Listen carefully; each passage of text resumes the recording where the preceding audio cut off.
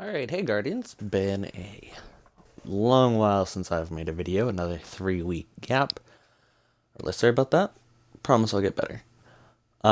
Reason I'm making a video finally is I just got my hands on the one and only mythical legend, Vex Mythoclast.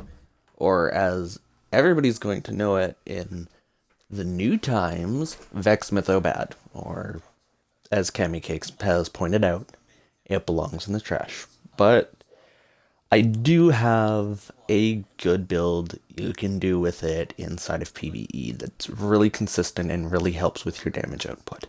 So that's what we're going to be looking at today, and it is a charged with light setup, so it will be quite expensive. So, first, obviously we need Vex Mthyoclast, and I will do a quick overview of this weapon. So, we have Arrowhead Break. Lightly vented barrel, greatly controls recoil, increases handling speed. Then we have Timeless Mythoclast. This weapon fires a single bolt with each trigger pull.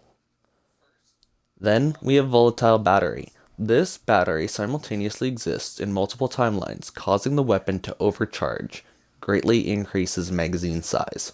Now the next perk is the juice of the gun.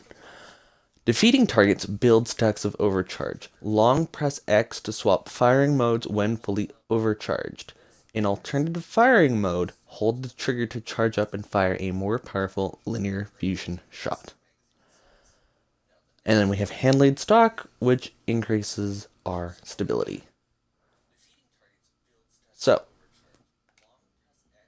the next part of this is going to be Quick Charge. Quick Charge states, become charged with light by rapidly defeating multiple combatants with fusion rifles or shotguns. And the reason why that's important is because every 2 kills we get with Vex Mthyoclast, we will become charged with light. The second mod you need, High Energy Fire.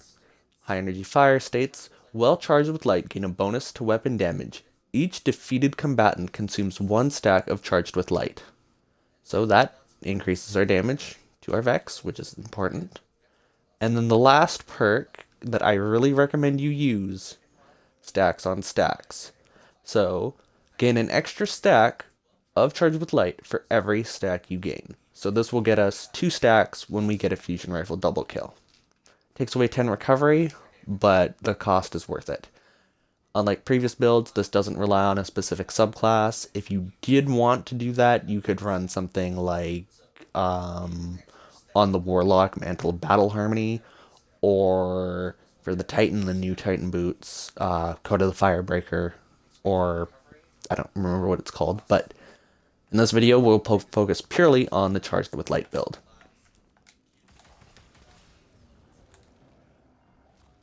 As you can see, we start building stacks of overcharge, we get charged with light. Now every minor kill is only worth 1 point, but as you see there, that servitor, which was a major, counted for 2.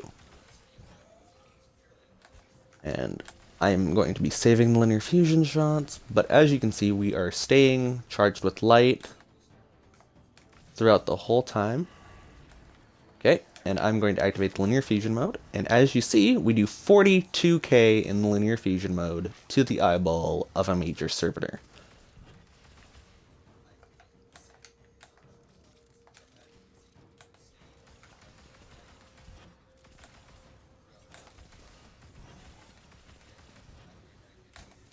Really easy to stay charged with light. It might get a bit harder in things like strikes and override, especially because of so many guardians being around and whatnot. But if you really just want something to fool around with, I would highly recommend this. And one thing I will have to cover soon is you can't swap weapons. And that'll lose you all of your stacks. But as you can see, it has quite the destructive potential. And I've been using this in things like strikes since I got it on Tuesday, and I really do love this gun. In Crucible, however, I don't recommend you use it. It's got the worst range you could possibly ask for. And we're gonna do something absolutely horrible to this boss. Okay, I missed a shot, but that's okay. We do 37k per headshot. It takes 2 headshots, 1 body shot to kill this Lost Sector boss.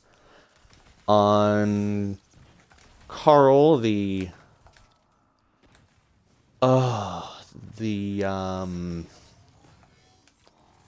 Colossus on Nessus that most people use, like Error, it's going to do likely less. He's a little bit more tanky than this Lost Sector boss. But this is purely just to show you that this gun can be very strong given the right setup. Now, I will show you what I meant earlier. Swapping weapons